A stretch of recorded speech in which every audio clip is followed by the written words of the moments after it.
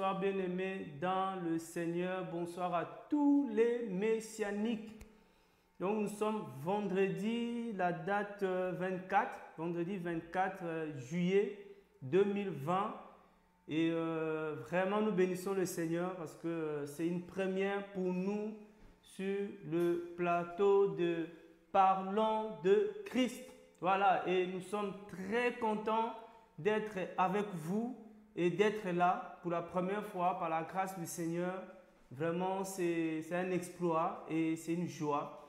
Donc, c'est pour ça, avant de commencer, de lancer vraiment, de partir dans le programme, nous allons rendre grâce à ce grand roi, le Tout-Puissant, le Seigneur de Seigneurs, Yehoshua. Donc, nous allons lui rendre grâce, lui qui permet que nous soyons encore là, vraiment avec notre petit moyen comme l'église de Philadelphie, avec une petite puissance, mais voilà, on veut être fidèle à lui. Vraiment, Seigneur, nous bénissons ton nom, nous te disons, Papa, un grand merci. Merci encore, Seigneur, parce que tu jettes un regard sur nous.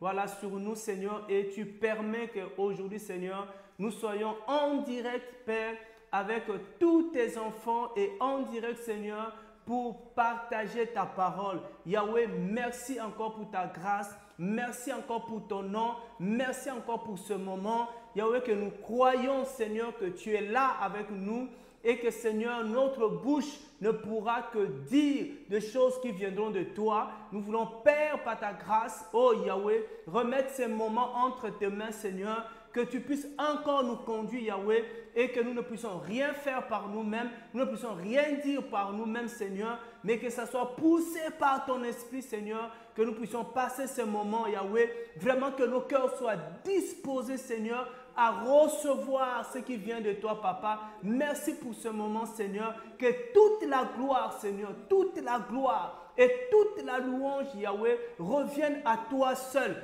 qui est le maître de temps et le maître de toutes les circonstances, Seigneur. Merci, Seigneur, oh Yahweh. Quel jour, Seigneur, pour nous. Un grand jour dans ta présence, un grand jour dans la victoire, un grand jour de délivrance, un grand jour, Seigneur, Papa. Gloire et louange à toi, Seigneur. Merci, Seigneur. Merci. Reçois toute la gloire. Reçois toute la gloire. Reçois toute la gloire. Reçois toute la louange, Papa. Que tu sois avec nous. Oh, Yahweh, ce n'est pas ta grâce, Seigneur. Ce n'est pas ta force que nous sommes là, Papa. Qui sommes-nous, Seigneur? Qui sommes-nous pour parler de toi? Qui sommes-nous pour être là en ce moment? Qui sommes-nous, Père, pour avoir ce souffle que nous avons maintenant? Yahweh, merci. Merci, merci encore, Papa. Oh Seigneur, le merci ne cesseront pas. Le merci peut-être ne suffiront pas. Mais Seigneur, nous voulons te dire merci. Merci, Seigneur, toi qui nous accordes toutes choses. Gloire et louange à toi, Seigneur. Gloire et louange à toi, Yahweh. Adonai, alléluia. Oh, donc voilà, merci, merci Seigneur. Pour nous, c'est un grand moment. Un grand moment, vous ne pouvez pas imaginer. Et comme on dit vraiment, l'église de Philadelphie, petite puissance, petit moyen. Mais avec ça, nous voulons être fidèles à notre Seigneur. Continuer à le louer. Donc voilà, nous sommes là avec vous, avec ceux qui sont là, avec vous qui êtes connectés. Et nous croyons que voilà, on va continuer à servir le Seigneur dans la régularité, dans la fidélité. Donc le Seigneur permet que nous soyons là sur ce plateau-là pour encore et encore partager son nom. Nous savons très bien, comme on le dit souvent, et la Bible même confirme, et que le souci de l'ennemi, c'est de nous empêcher de parler de notre chéri, de notre époux, de notre ami, notre bien-aimé, celui qui est mort à la croix pour nous. L'ennemi, ce qu'il veut, c'est nous empêcher carrément. Mais c'est impossible de nous empêcher parce que nous aimons le Seigneur, nous avons soif de lui. Donc aujourd'hui, nous allons encore parler de lui, mais avant de parler de lui, voilà, nous tenons quand même à rappeler que voilà, le Seigneur nous a vraiment gardé, le Seigneur nous a donné la force, le courage, ce n'était pas facile, tout ce temps que nous avons traversé. Et Parlons de Christ, qui est ce groupe, n'a comme mission, c'est de louer le Seigneur. Louer le Seigneur avertir le peuple d'Élohim, voilà, et secourir les faibles. C'est une mission que nous avons à cœur d'assumer et de continuer à un appel que nous continuons à répondre à l'appel du Seigneur. Donc, aujourd'hui, par la grâce du Seigneur, nous allons encore, à travers les Écritures, en même temps louer le Seigneur, mais nous allons encore avertir encore le peuple d'Élohim, voilà, tout le messianique, parce qu'on sait que c'est un temps très difficile, un temps très compliqué que beaucoup de nous sommes en train de traverser, mais par la grâce de notre Seigneur, nous serons de plus que vainqueurs. Il nous avait déjà déclaré plus que vainqueurs avant de connaître les combats. Qu'est-ce qu'il est merveilleux, notre Seigneur. Donc, vraiment, bonsoir là où vous êtes.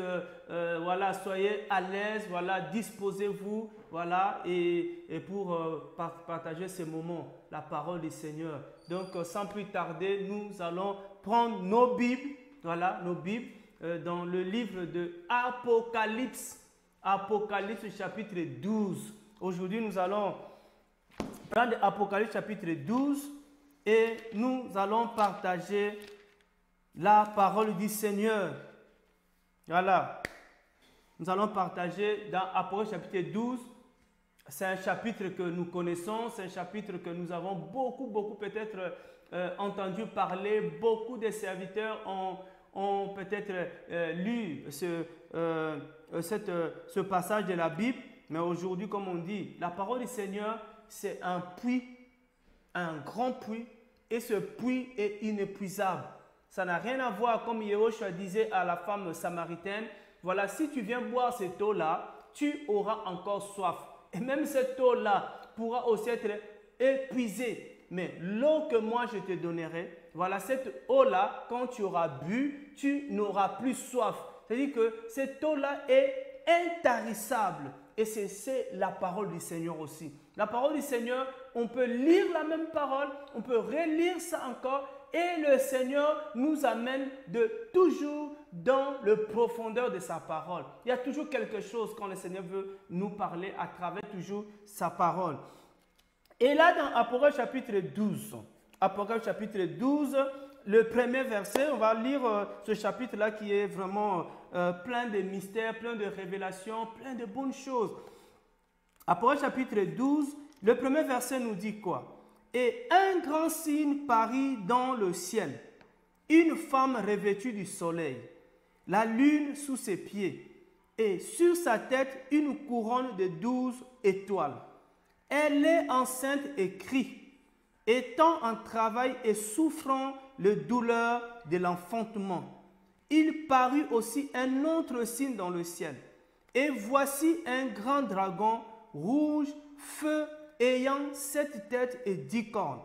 Et sur ces têtes, voilà, merci, on dit qu'il parut aussi un autre signe dans le ciel. Et voici un grand dragon rouge, ayant 7 têtes et 10 cornes. Et sur ses têtes, 7 diadèmes. Et sa queue traîne le tiers des étoiles du ciel et le jeta sur la terre. Et le dragon s'étend devant la femme qui allait enfanter, afin que quand elle aurait enfanté, il dévora son enfant. Et elle enfanta un fils, un mâle, qui doit paître toutes les nations avec un sceptre de fer.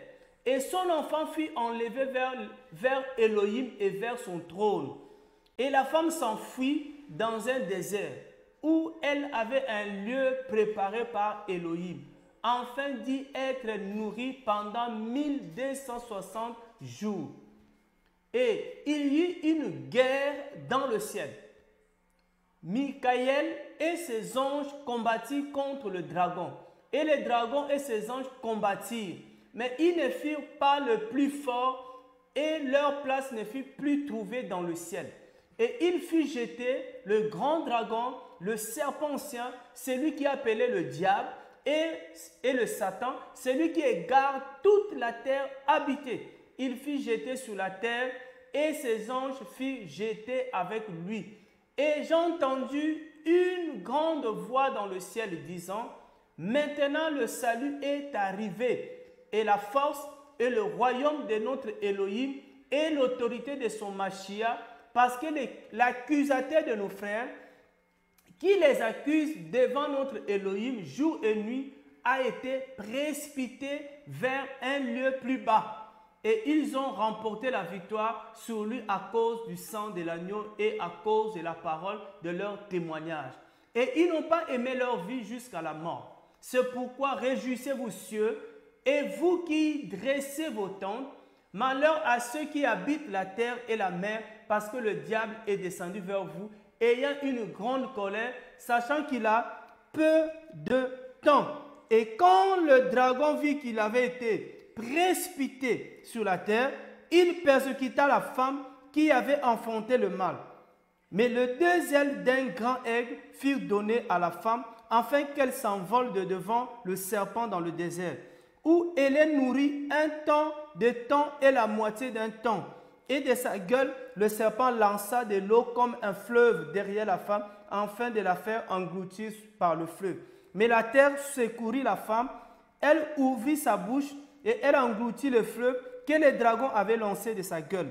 Et le dragon fut irrité contre la femme et s'en alla faire la guerre au reste de sa sémence, à ceux qui gardent les commandements d'Élohim, qui ont le témoignage de Yahushua Mashiach. Ah. Notre Seigneur est bon. Donc voilà ce texte de Apocalypse chapitre 12. C'est une prophétie, une parole que notre frère, l'apôtre Yohanan, qui était dans l'île de Patmos, vous savez, l'île de Patmos, c'était une prison. Voilà, il était enfermé là-bas. Malgré qu'il était en prison, voilà, notre frère avait toujours la foi. Il était toujours en contact avec le Seigneur. Il n'était pas déconnecté malgré le temps difficile. Voilà, et pendant ce temps, il était ravi en esprit, enlevé, voilà, en esprit. Voilà, lui, c'est son esprit qui était ravi. Et le Seigneur va lui donner de révélations, de messages de temps de la fin.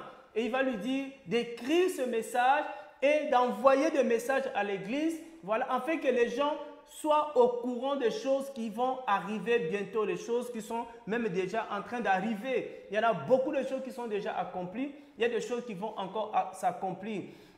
Donc, Yohanan va écrire, va mettre par écrit et va nous transmettre cette parole du Seigneur. Donc, nous avons ici une partie dans Apocalypse chapitre 12. Il a vu des choses, Yohanan. Il a vu des choses. Et des choses qu'il a vues, il a écrit. Qu'est-ce qu'il a vu dans Apocalypse que nous sommes en train de voir? Il a vu des signes. Voilà, des signes qui sont des symboles, des signes qui sont des images, des signes qui donnent des enseignements, pas n'importe quel signe. Il avait une femme. Premièrement, il a vu une femme et cette femme était revêtue du soleil. Waouh! La femme était revêtue du soleil. Sous ses pieds, on nous dit sous le pied de la femme, il y avait la lune. Et cette femme avait sur sa tête une couronne de 12 étoiles. Et la même femme, on nous dit qu'elle était enceinte et elle souffrait de douleurs de l'enfantement.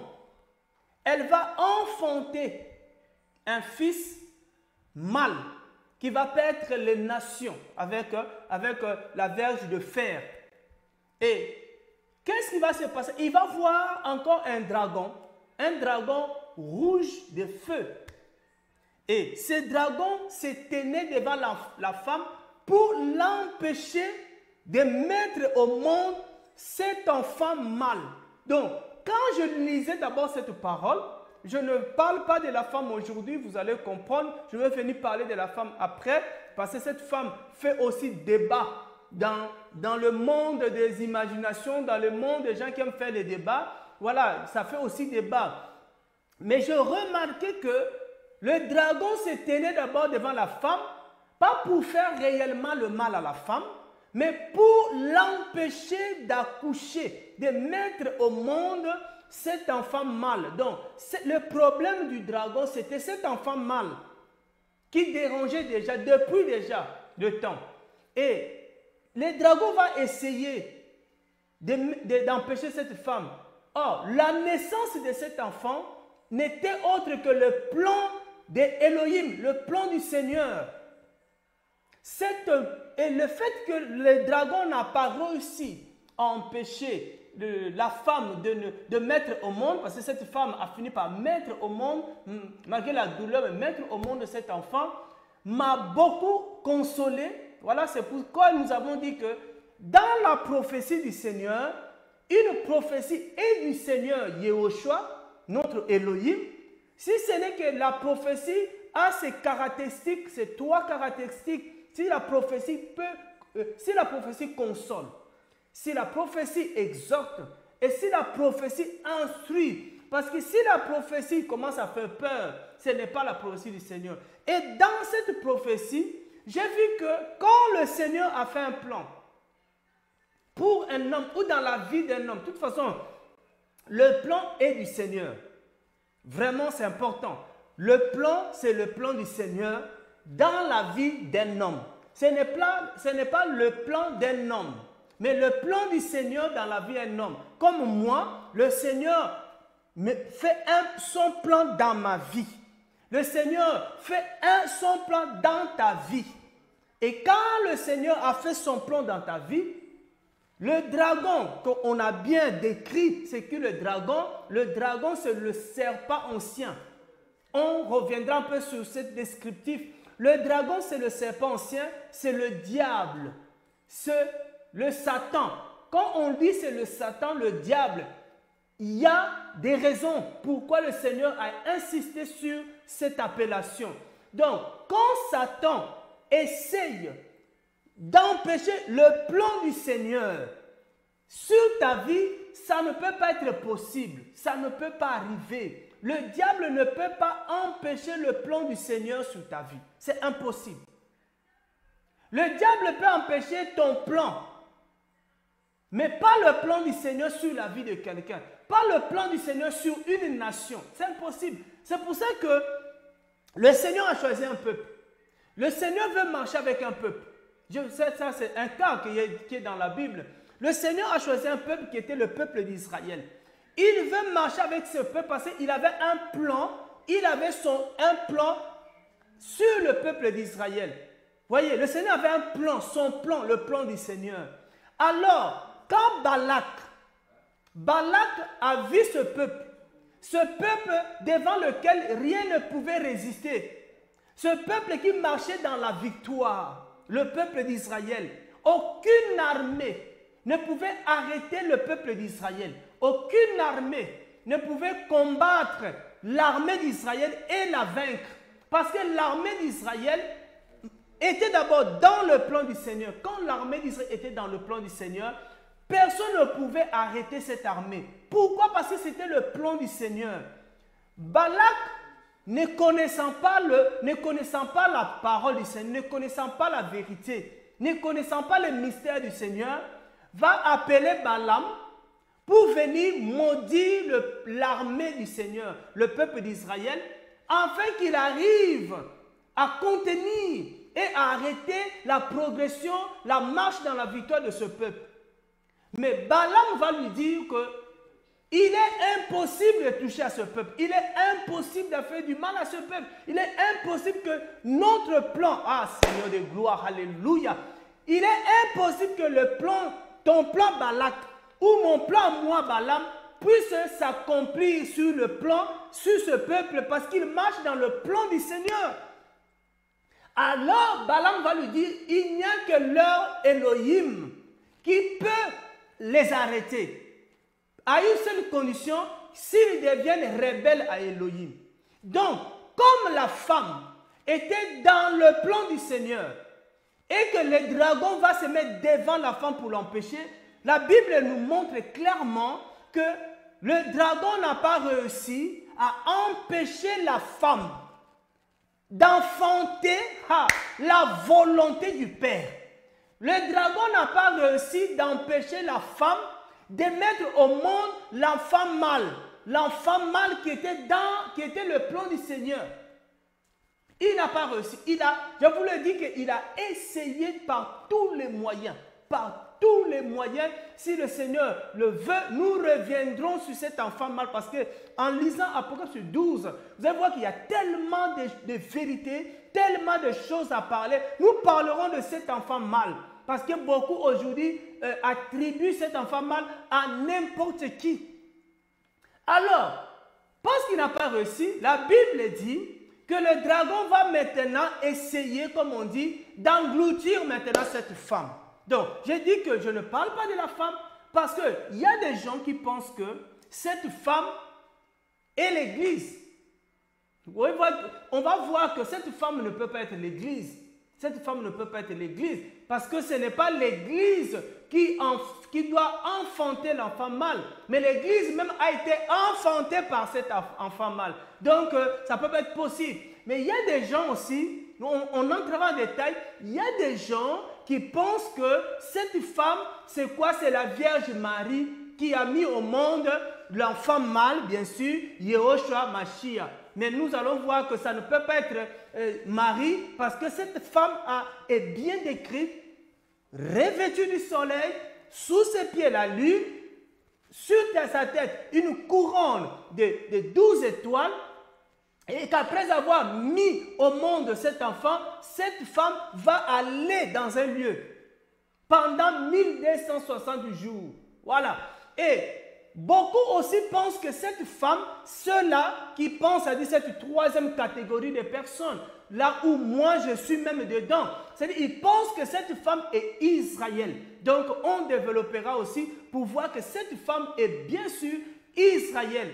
Alors, nous, ce qui nous intéresse aujourd'hui, frères et sœurs, qu'est-ce que nous allons voir? De quoi on doit parler? Ça parle de la femme, ça parle du dragon, ça parle du fils mâle. Dans ce même livre, ça parle aussi de la guerre qu'il y a eu au ciel. Il y a eu une guerre au ciel entre Michael et son armée et entre le dragon rouge de feu et aussi son armée. La Bible dit qu'ils n'ont pas été plus forts, ils ont été précipités, chassés du ciel. Chassés du ciel. Mais la Bible nous dit, frères, aujourd'hui, c'est que nous allons dire à tous les messianiques. Vous voyez, à tous les messianiques. Qu'est-ce que nous voulons partager aujourd'hui à ce temps qui nous est accordé? Ça veut dire que, frères et sœurs, nous sommes presque minuit. Il ne faut jamais oublier ça. Nous sommes presque minuit. Il nous reste presque rien pour que nous soyons minuit. Or, à minuit, c'est un changement de temps. À minuit, c'est un changement de jour. On quitte, aujourd'hui, nous sommes vendredi. À minuit, nous allons passer de vendredi à samedi. Cela aussi a un caractère spirituel. À minuit, nous allons quitter ce temps que nous avons, ce qu'on appelle le temps de la grâce, le temps de l'église, pour passer à un autre temps qu'on appelle le temps de la bête. Et ce temps-là de minuit, nous sommes de plus en plus proches de ce temps. Et que comme nous sommes de plus en plus proches de ce temps, le Seigneur Yehoshua nous exhorte de veiller et de prier. Voilà, il y a une distraction. Beaucoup sont distraits et ne veillent plus, ne prient plus. Et nous voulons aussi dire une chose à travers Apocalypse ici, un peu ce que nous voulons partager, c'est que nous sommes en guerre. Nous sommes en guerre, frères. Et cette guerre que nous voyons ici dans Apocalypse, parce que nous allons juste, vous allez dire, mais pourquoi frère, tu n'as pas commencé le début, tu vas aller à la fin. Nous, on se laisse conduire par le Seigneur. Et vous allez voir à la fin de ce chapitre, au verset 17, qu'est-ce que la Bible nous dit, frère, au verset 17? La Bible dit, et le dragon fut irrité. Le dragon fut irrité, il est en colère.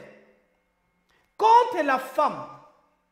Le dragon fut irrité contre la femme et s'en alla faire la guerre au reste de la sémence qui garde, au reste de sa sémence. Donc, il y a la femme, voilà, et la sémence de la femme. C'est pourquoi nous disons aux gens que la femme, ça ne peut pas être l'église. La femme, ça ne peut pas être l'église. Mais l'église est la sémence de la femme. Voilà. Et il dit que il est irrité contre la femme, mais comme il ne pouvait pas vaincre la femme, il est maintenant il est allé en guerre, la guerre au reste de sa sémence Qui sont la sémence de la femme? Parce que là, nous voulons parler aujourd'hui à la sémence de la femme. Si tu n'es pas la sémence de la femme, cette parole, ça peut t'interpeller. Mais d'abord aux sémences de la femme. La sémence de la femme. Il dit, la sémence de la femme, qui est-elle? La sémence de la femme à ceux qui gardent le commandement d'Élohim. Voilà ceux qui font partie de la sémence de la femme. C'est ceux qui gardent le commandement d'Élohim et qui ont le témoignage de Yehoshua Mashiach. Et qui ont le témoignage de Yehoshua Mashiach. Donc, nous voulons parler à la sémence de la femme. Que nous sommes en guerre. Le dragon est irrité.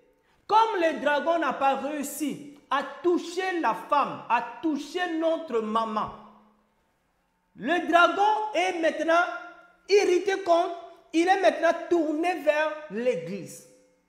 Il est tourné contre nous, tous ceux qui gardent le commandement du Seigneur. Il est en guerre. Frère, nous sommes en guerre. Et que quand nous sommes en guerre, on doit veiller par rapport à l'ennemi. L'ennemi, il essaye dans la guerre, quelle est sa mission? On va dire qu'on allait parler vraiment sur le plan de Satan. Il a commencé son plan.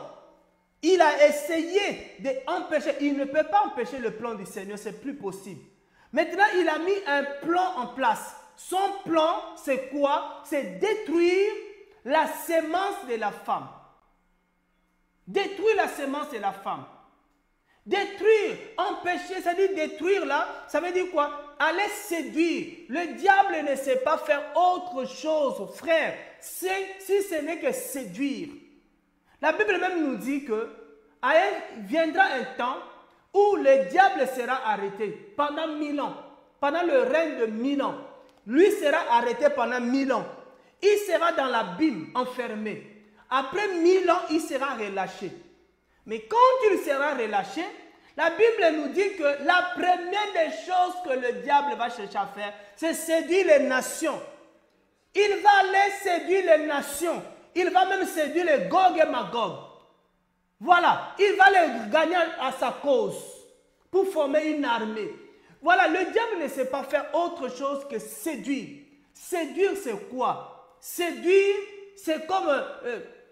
la Bible nous parle même quand vous allez faire un peu les recherches, les études, vous n'allez pas de planéo. C'est-à-dire, séduire, c'est autre chose, c'est nous éloigner de la vérité, nous écarter sur le chemin de la vérité. Séduire, frère et sœur, c'est nous tromper. Le diable ne sait pas faire autre chose que séduire. Et c'est ce qu'il est en train de faire dans ces derniers temps. Et la Bible me dit une chose qui est capitale où nous allons remonter voir. On va voir. La Bible dit quoi? Mais parce que on va trouver ça toujours dans Après chapitre 12. Qu'est-ce qu'il lui dit? On va juste prendre ce verset-là. On nous dit, au verset 12, on nous dit, c'est pourquoi réjouissez-vous cieux et vous qui dressez vos tentes. Mais malheur à vous, habitants de la terre. Malheur à vous, habitants de la terre et la mer. Parce que le diable est descendu vers vous et il y a une grande colère, sachant qu'il a peu de temps. Ça, c'est quelque chose qui m'a toujours dérangé. J'ai dit, attends, le diable sait qu'il a peu de temps, mais nous ne savons pas qu'il nous reste un peu de temps. Voilà le peu de temps qui nous reste. Nous mettons ça à la distraction au lieu de mettre ça au service de notre Seigneur. Alors, parce qu'il sait qu'il lui reste un peu de temps, qu'est-ce que le diable fait? Il dit, mais comme il me reste un peu de temps, je dois séduire un grand nombre de la sémence de la femme. Séduire et séduire. C'est ça que le diable essaie de faire. Frères et sœurs, c'est pour ça que nous venons vous dire de faire très attention. Un, nous sommes en guerre. Deux, il nous reste un peu de temps. Et que nous devons veiller. Parce que le Seigneur nous a dit quoi dans sa parole? Il nous dit que veillez et priez afin que vous n'entrez pas dans la tentation.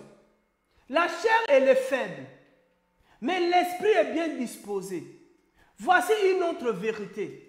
Si tu es un homme spirituel, c'est un homme qui marche selon l'esprit et non selon la chair. Parce que la guerre, elle est déjà entre l'esprit et la chair. La guerre, elle est déjà entre l'esprit et la chair. Voilà. Et le diable n'essaie que de nous exciter dans la chair. Que nous devons faire très attention par rapport à notre chair. Le diable essaie de séduire. Il utilise tout le pouvoir, tous les moyens qui sont à sa disposition pour séduire les enfants d'Élohim. Je vous dis que le diable ne cherche pas à séduire ceux qui sont déjà séduits. Au moins, le diable ne me tente pas. Si le diable ne te tente pas, commence à te poser des questions et à te soucier. Parce que si le diable ne te tente pas, c'est que tu es déjà tenté et tombé. Tu es dans le camp du diable. La Bible dit qu'il fait la guerre à ceux qui gardent les commandements d'Élohim et à ceux qui ont le témoignage de Yehoshua Mashiach. Voilà les cibles. Voilà les gens que le diable cherche à dévorer. Mais pour le faire, regarde comment il fonctionne le diable. Parce qu'on est en train de dévoiler le plan de Satan. Satan a mis un plan en place pour séduire, égarer les enfants d'Élohim. Et ceux qui seront distraits, ils seront égarés. Ils seront égarés. Qu'est-ce que la Bible nous dit? Prenons 1 Pétros. 1 Pétros. Vous savez, c'est de plus en plus, je bénis le Seigneur. Et vraiment, pendant que je méditais aujourd'hui, quelque chose aujourd'hui, 1 Pétros chapitre 5. J'ai dit, mais aujourd'hui, nous sommes des fois en train de vivre l'exaucement. On a tellement prié pour que le Seigneur nous sauve. On a tellement prié pour que le Seigneur nous éclaire. Il y a tellement de choses qu'on ne comprenait pas. Et le Seigneur est en train de nous éclairer. La lumière arrive. Les gens rejettent la lumière. Cet éclaircissement arrive. Les gens refusent la vérité. La vérité est là. Et c'est pour ça que quand je méditais en moi-même, je dis, mais attends, on a prié. Le Seigneur sauve-nous. Le Seigneur éclaire-nous. Le Seigneur a entendu nos prières. Et le Seigneur, il a envoyé un homme par qui le Seigneur a répondu à notre prière. Nous refusons. Nous refusons. Regardez 1 Pétros, chapitre 5, le verset 8. Le diable sera dévoilé parce que si tu es en guerre, ça c'est une parenthèse, avant de lire 1 Pétros, si je suis en guerre, frère, toi qui es en guerre, parce qu'aujourd'hui tu sais que tu es en guerre, mais tu dois connaître ton ennemi. Tu vas en guerre, tu es en guerre contre qui? Parce que la Bible nous dira ceci, que nous n'avons pas à lutter contre le sang ni la chair.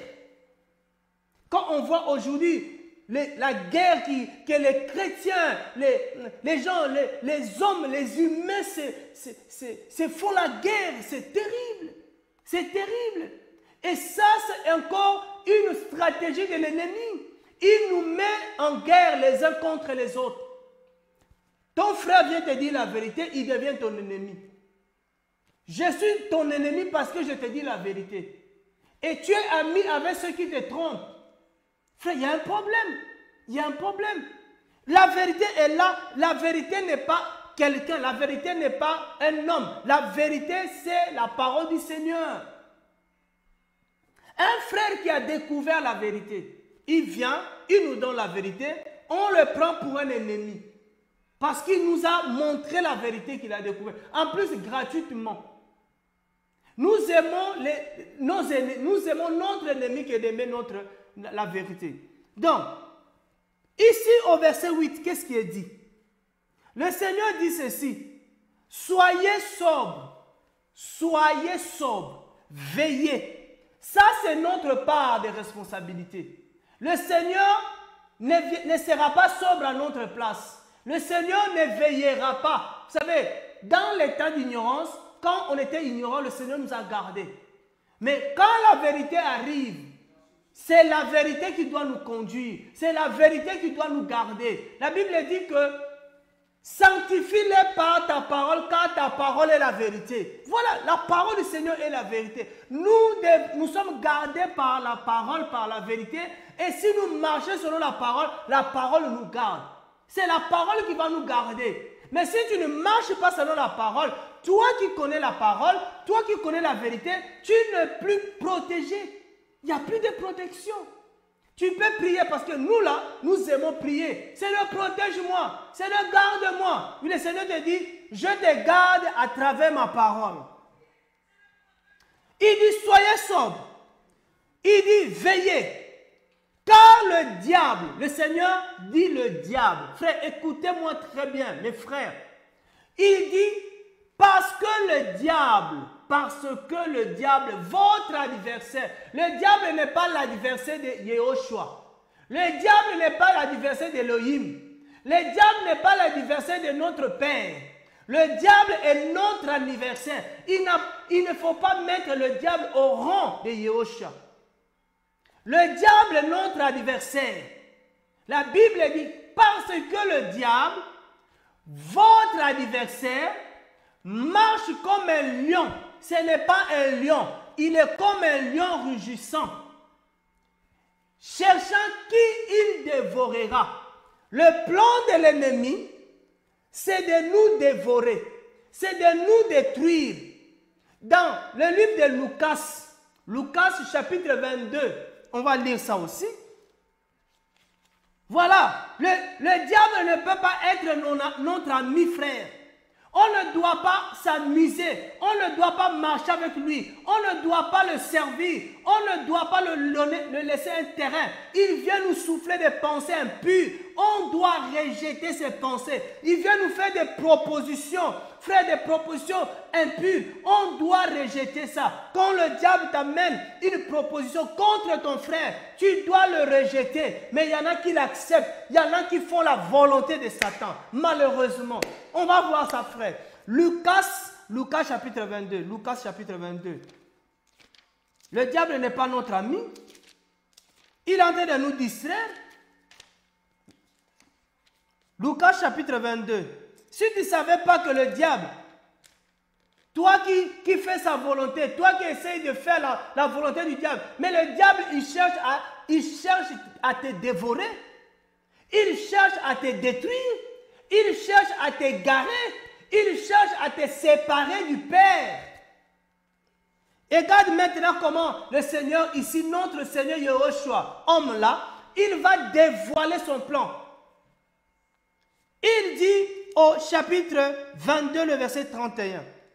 Le Seigneur dit, Simone, Simone, voici Satan vous a réclamé pour vous cribler comme le bleu. Oh! Quelle méchanceté! Voici la pensée de Satan, voilà le plan de Satan. Il dit, Satan cherche à vous cribler. Donc, il n'y a pas à faire sa volonté. Il n'y a pas à lui faire plaisir. Non, frères et sœurs, on ne doit pas faire plaisir à Satan.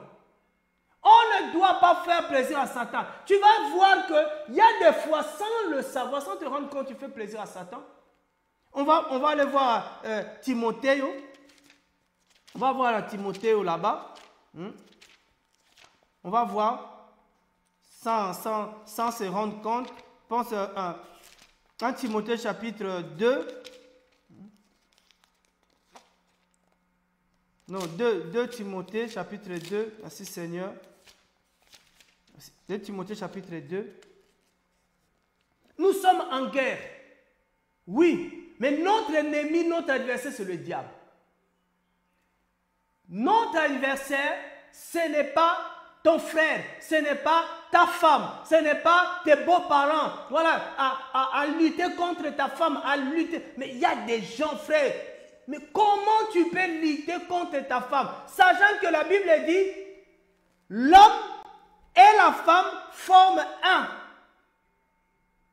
L'homme et la femme forment un. L'homme est la moitié de la femme est la moitié de l'homme. Donc, la femme avec qui tu luttes là, avec qui tu te bats là, c'est ta moitié. Incroyable. Comment je peux faire du mal à ma femme? Comment je peux faire du mal à mon mari en faisant du mal à ma femme ou à mon mari, je me fais du mal. Je me fais du mal.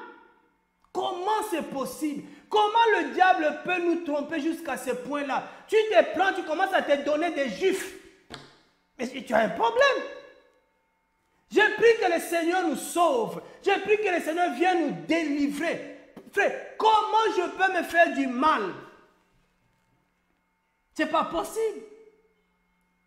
Aujourd'hui, avec la révélation, avec la lumière que nous avons reçue, que la femme est la moitié de l'homme. La femme, c'est la moitié de l'homme. Tous les temps là qu'on nous a... Vous voyez comment le diable a opéré? Il a tellement trafiqué la parole, il nous a trompé que la femme était une côte de l'homme. C'est pour ça que quand c'est une côte, tu ne trouves même pas... Même quand une côte est cassée, tu dis, bon, je vais encore vivre. Mais la femme n'est pas une côte. La femme est la moitié de l'homme. Oh. Oh, le Seigneur va nous aider, frère. Il y a un jour là. Il y a un jour encore, les écailles vont tomber. Voilà. Ici, le Seigneur dit, oh, il sera démasqué, frère. Yahushua l'a démasqué devant le disciple. C'est pour ça que vous voyez à un moment donné, les disciples, ils n'avaient plus peur de la mort. Ils n'avaient même pas peur de Satan. Voilà. Rien du tout. Parce qu'ils savaient que Satan avait un plan. 2 Timothée chapitre 2, regardez le verset, on va lire quand même le verset 24, à partir du verset 24. Or, il n'est pas juste et correct qu'un esclave du Seigneur ait de querelle. Frère, à un moment donné, nous devons regarder la parole du Seigneur en face. Un esclave, c'est que nous sommes, je suis un esclave du Seigneur, moi. Je sais que toi qui me suis aussi, tu es un esclave du Seigneur parce que tu l'as dit. Tu l'as dit sur les places publiques, tu l'as dit partout que tu es un esclave du Seigneur. Voici ce que le Seigneur te dit, parle à son esclave. Il n'est pas juste, il n'est pas correct. Oh Père, aide-nous. Qu'un esclave du Seigneur ait des querelles, mais qu'il soit doux envers tous. Qu'il soit doux. Est-ce que c'est ton cas? Seigneur, donne-moi la douceur. Seigneur, aide-moi à ne pas avoir de querelles. Père, aide-moi, Seigneur, à ne pas avoir de disputes. Surtout pas avec mes frères. Et même avec les démons, je ne querelle pas. J'ai pas le temps, Père. Il doit être doux. Il doit être capable d'enseigner. Serviteur, esclave du Seigneur, tu dois être capable d'enseigner. Mais toi, tu ne peux pas enseigner. Nous disons que notre premier enseignement, nous enseignons par l'exemple. Frère, que le diable ne te trompe pas à ce point-là. Tu dois commencer à enseigner par l'exemple. Tu es toi-même un enseignement. Les gens te voient comment tu parles, comment tu agis, comment tu t'habilles. Frère, ne nous précipitons pas à prendre le micro et à parler devant les gens. Si ton habillement est un mauvais enseignement, regardez la jeunesse aujourd'hui. Comment la jeunesse se coiffe, comment la jeunesse s'habille. Où est-ce que la jeunesse a pris cet enseignement? Parce qu'il y a des enseignants. Il y a des gens qui leur montrent qu'il faut se coiffer comme ça, s'habiller comme ça. Maintenant, toi qui se dis tu es esclave du Seigneur Yahushua, tu t'habilles mal. Tu t'habilles mal, frère. Parce que de fois on parle, c'est mon soeur. Même les frères s'habillent mal ces derniers temps. Le Seigneur est méprisé à un point que ça commence à nous faire mal. Les hommes de la terre sont plus honorés que notre Créateur lui-même. On dit que là où 2 ou 3 sont assemblés à mon nom, je suis là au milieu d'eux. Frère, nous disons que le Seigneur est là. Là, le Seigneur est là, mais regarde comment toi tu es. On a plus de respect à un employeur On va à un entretien d'embauche avec cravate, costume, on est bien habillé. Bon, je ne dis pas de mettre cravate, costume, moi-même déjà, il n'y en a pas. Mais être propre. Mais devant le Seigneur, on vient comme frère. Je ne sais pas. Je ne sais pas où est-ce que tu vas. Ce n'est pas parce qu'on n'interdit pas les gens de mettre des cravates, des costumes. Mais nous, on ne fait pas ça d'un habit pastoral. C'est ça notre message. Il ne faut pas que les gens confondent nos messages. On n'interdit pas aux gens de mettre des cravates. Si tu as l'habitude de mettre des cravates toute ta vie, mets des cravates, mets des costumes. Mais nous disons qu'on n'oblige pas les gens quand tu as un service, une prédication, un enseignement donné, ou aller visiter des frères et sœurs, tu mets cravate parce que soi-disant tu es pasteur. Ça, on dit non. Mais les gens transforment toujours le message. Il faut que tu sois capable, on dit capable d'enseigner. Et l'ennemi, il te laisse parler, mais tu n'es pas capable d'enseigner. Tu n'es pas capable d'enseigner. Regarde-toi. Reviens au Seigneur. Esclave du Seigneur. Supportant patiemment le mal. Enseignant avec douceur ceux qui ont un sentiment contraire. Frère, le Seigneur nous prévient par ici que nous aurons sur notre chemin les gens qui auront un sentiment contraire à nous. Quand tu rencontres quelqu'un qui n'a pas le même avis que toi, il ne faut pas être violent. Un serviteur du Seigneur, notre violence n'est pas ni verbale ni physique. Où as-tu trouvé cette violence physique et verbale? Qui t'a montré cet exemple? Il dit, peut-être Elohim leur donnera-t-il la repentance pour la connaissance précise et correcte de la vérité. Vous savez, tu peux avoir la connaissance. On le dit, hein, ça c'est la parole. Hein. Tu peux avoir la connaissance, mais ta connaissance là, elle n'est pas précise, elle n'est pas correcte. Donc, prie que le Seigneur nous donne une connaissance qui soit correcte. C'est pour ça que le Seigneur est en train de nous corriger. Petit à petit, le Seigneur est en train de nous corriger. Parce que la connaissance qu'on avait n'était pas correcte.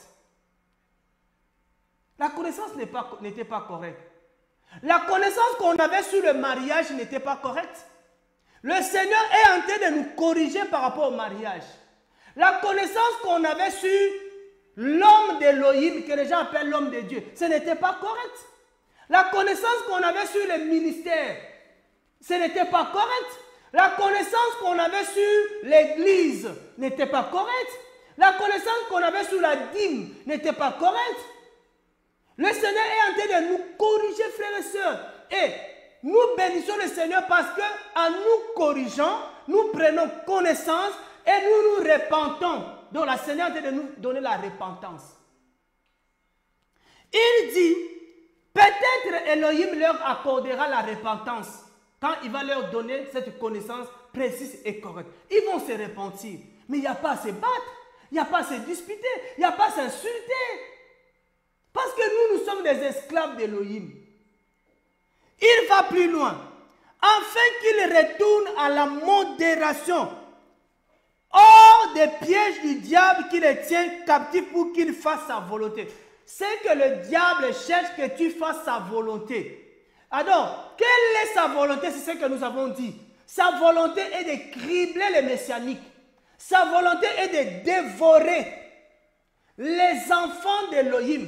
Sa volonté est de dévorer la semence de la femme. Sa volonté est de distraire et de détruire ceux qui gardent les commandements du Seigneur. C'est ça sa volonté. Et maintenant, toi, tu es tombé dans le piège.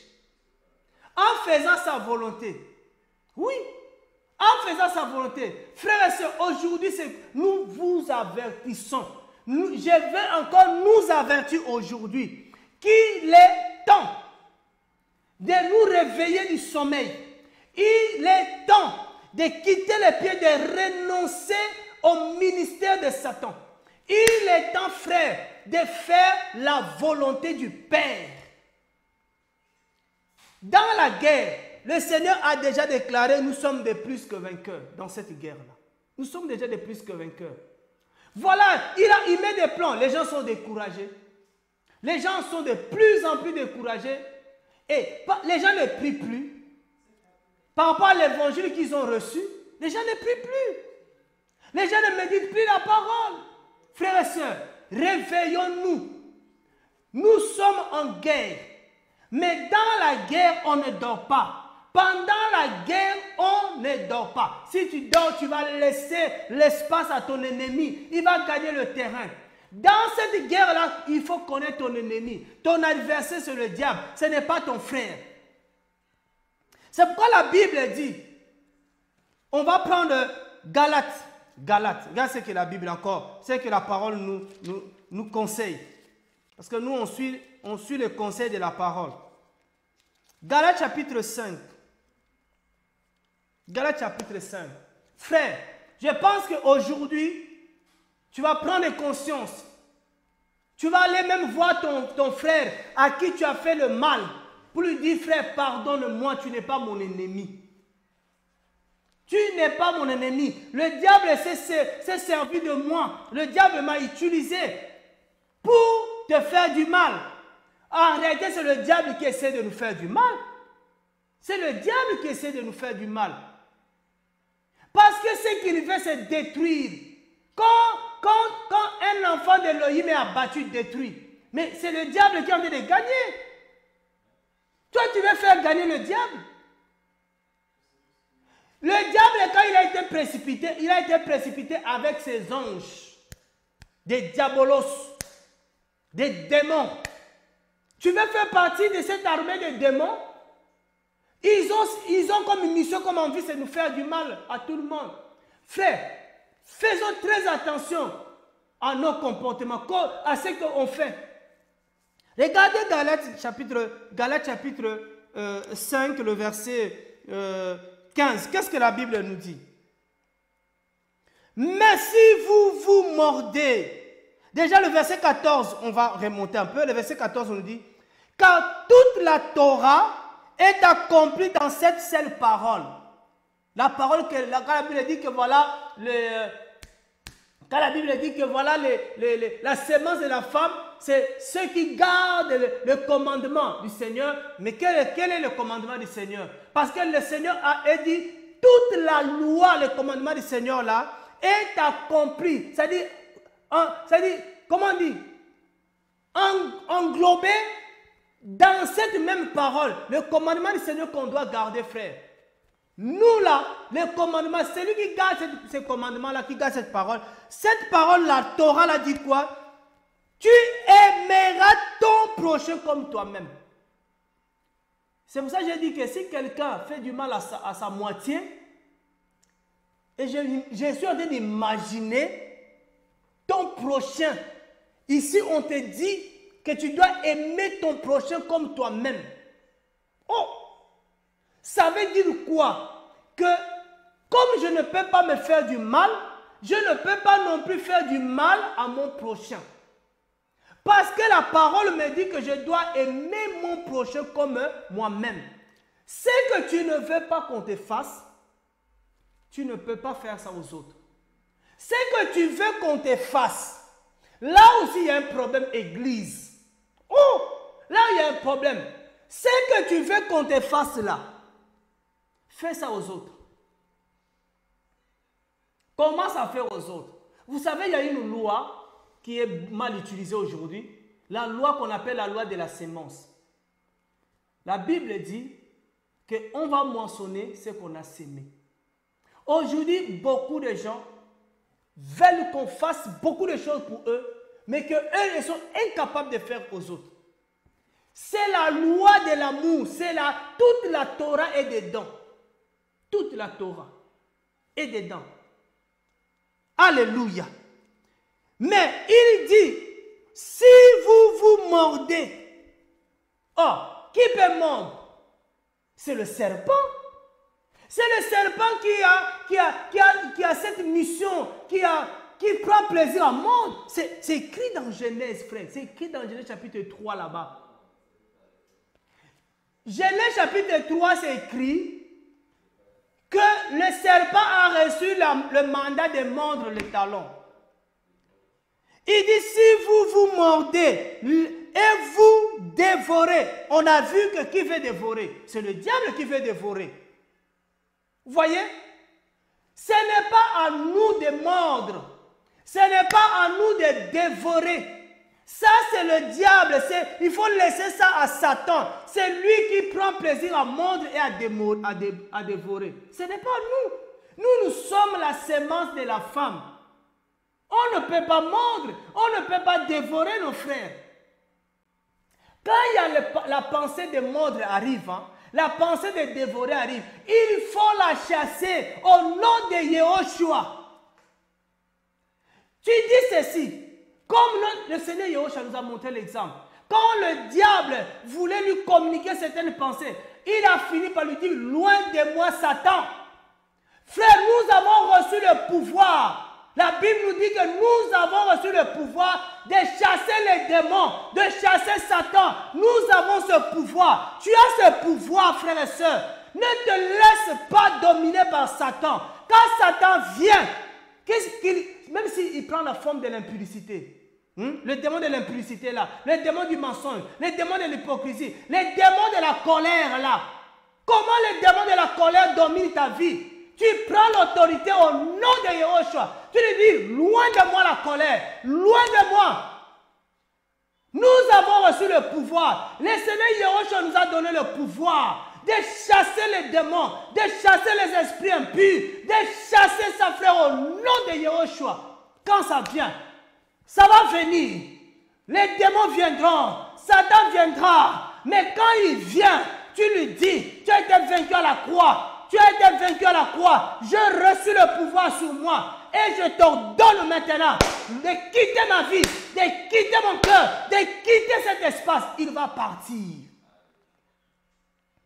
Mais nous n'avons pas nous mordre. Il dit, prenez garde que vous ne soyez détruits les uns par les autres. Voilà le plan de Satan. C'est que nous, on arrive à se détruire les uns les autres. Mes frères et sœurs, je ne vais pas détruire mes frères. Je ne vais pas détruire les autres, les prochains, ma moitié. Je ne vais pas les détruire.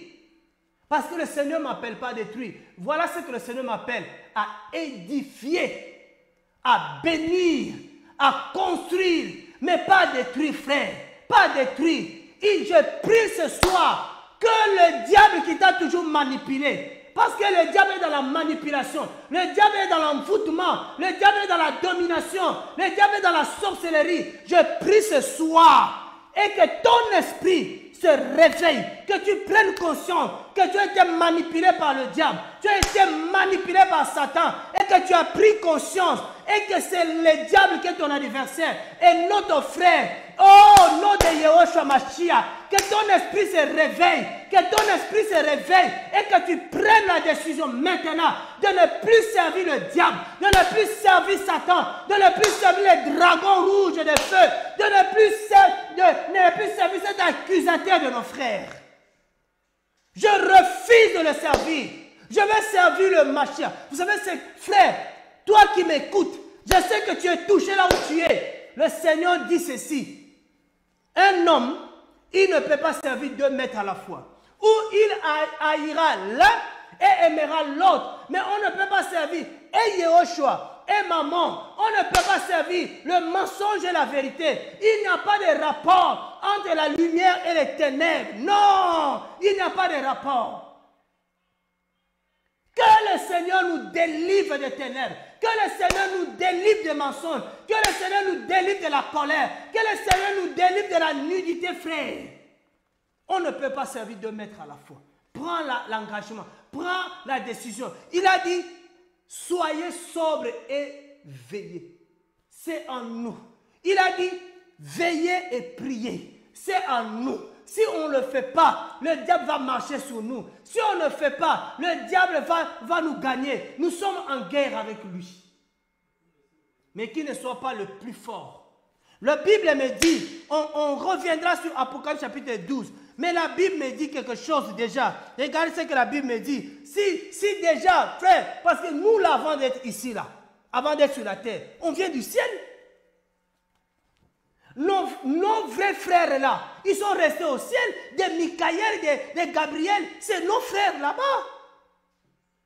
Avant d'être là, on était là-bas. Mais dans Apocalypse chapitre 12, pour finir là, frère, nous reviendrons prochainement pour un peu parler de la femme et de l'enfant mâle.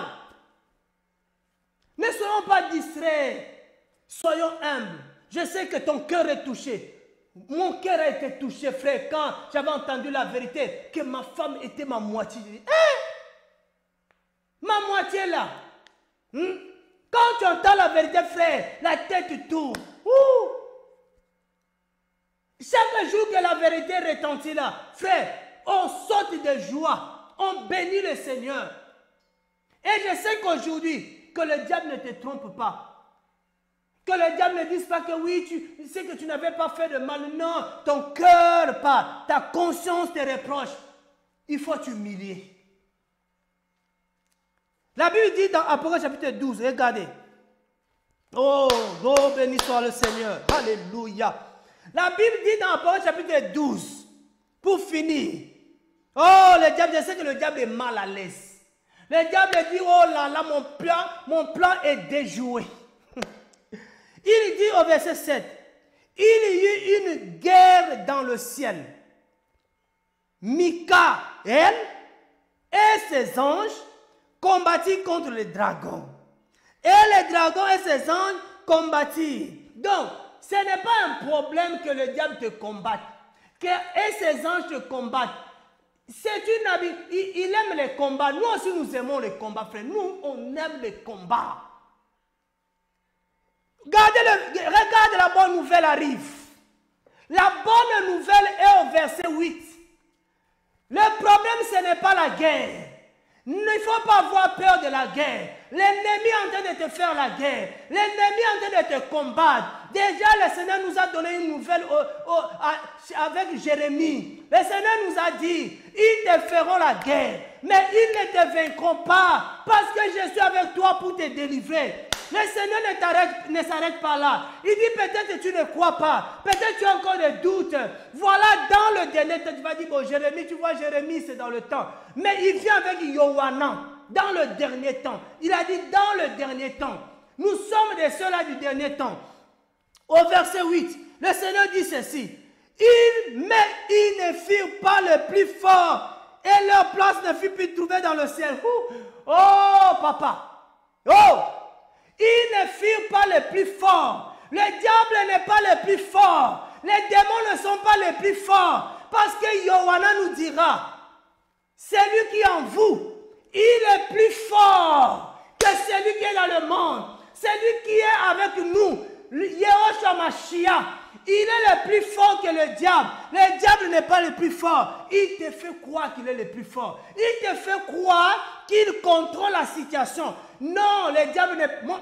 Mon ami, mon frère, le diable n'est pas le plus fort. Même avec toute son armée, ils ne sont pas les plus forts. Le plus fort, c'est Yehoshua et son armée.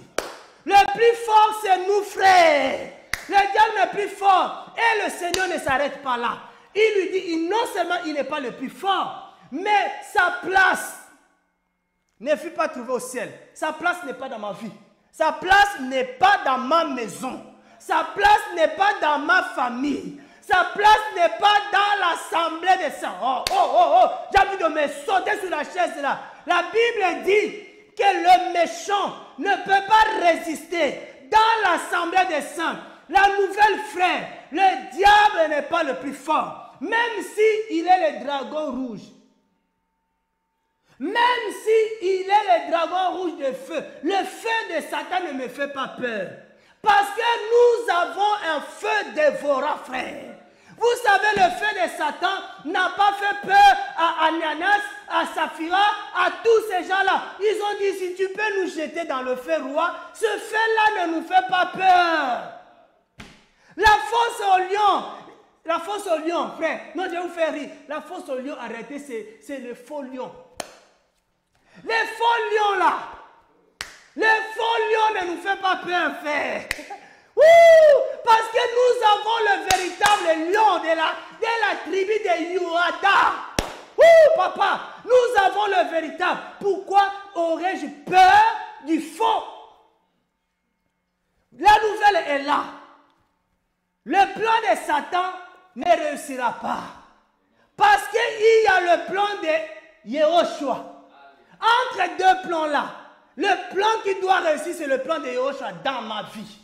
Le plan de Yehoshua dans ta vie, c'est le plan qui doit réussir. Job nous dit ceci.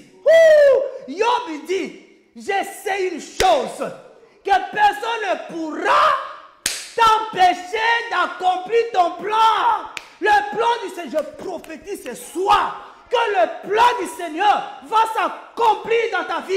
Le plan du Seigneur va s'accomplir, frère. Le temps arrive. C'est pour ça que, frère, les hommes soi-disant forts, ils peuvent faire des réunions la nuit, ils peuvent faire des réunions, des organisations pour essayer d'empêcher le plan du Seigneur. Mais le plan du Seigneur est là. Et oh là là là là là là là là là là. Regarde Habakkuk, il dit Habakkuk écrit ce que je t'ai dit, parce que ce plan-là, la prophétie, elle ne tarde pas, elle va s'accomplir, elle va arriver, malgré que les dragons rouges se tiennent devant la femme, mais le plan du Seigneur s'est accompli. Pourquoi? Parce que le dragon n'est pas plus fort. Le dragon n'est pas le plus fort. Le plus fort, c'est Yehoshua. C'est pour ça que, frère, nous là, on se met dans le camp de Yehoshua.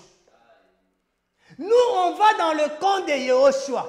C'est le camp le plus fort. C'est l'équipe qui gagne toujours. L'équipe qui n'échoue jamais. Je t'invite ce soir de rejoindre cette équipe-là. Je t'invite ce soir de quitter l'équipe, de quitter le camp du diable, de quitter l'armée de Satan, d'entrer dans l'armée de Yehoshua, l'armée de ceux qui ont le témoignage de Yehoshua. Tu vas témoigner son nom. Tu diras, j'étais en prison de Satan. Yehoshua m'a délivré. J'étais dans une prison de colère, de l'impudicité, de mensonges. Mais le diable me retenait. Mais Yehoshua m'a délivré. Ce soir, je sais que notre Seigneur glorifie encore. Ce soir, il est encore, la Bible dit, l'enfant, il va perdre les nations avec le sceptre de fer. Et il va s'asseoir sur son trône. Il est sur son trône. Frères et sœurs, le diable n'est pas le plus fort. Sa place n'est pas dans ta vie. Il faut dire à Satan, ta place n'est pas dans ma vie. Ta place n'est pas dans mon corps. Ta place, il n'y a pas ta place. Tu es déjà précipité, tu es déjà chassé. Parce que le Seigneur, pour que le Seigneur s'installe, quand le Seigneur dit que ton corps est le temple d'Élohim, c'est parce qu'il a d'abord chassé le diable. Oh, merci Père, d'avoir mis hors des camps le diable. Dans ma vie, dans mon foyer, dans ma famille. Oui, Père, que ton nom soit élevé. C'est pour ça que, Seigneur, nous garderons ta parole et nous témoignerons ton nom. Oh, Papa, merci pour ta grâce. Merci pour ta parole. Merci parce que tu as fait échouer les plans de l'ennemi. Au nom de Yehoshua, que toute la gloire te revienne. Toute la gloire te revienne. Merci pour la délivrance, le salut des enfants d'Élohim. Oui, Seigneur, merci pour les écailles qui tombent de plus en plus. Gloire et louange à toi. Gloire et louange à toi encore, Seigneur. À toi le règne. À toi la puissance. Comment louer celui qui n'est pas le plus fort? On doit louer le plus fort. On doit louer le plus fort. C'est lui par qui les Goliaths tombent. On doit louer les plus forts, frères et sœurs. Pourquoi louer les faibles?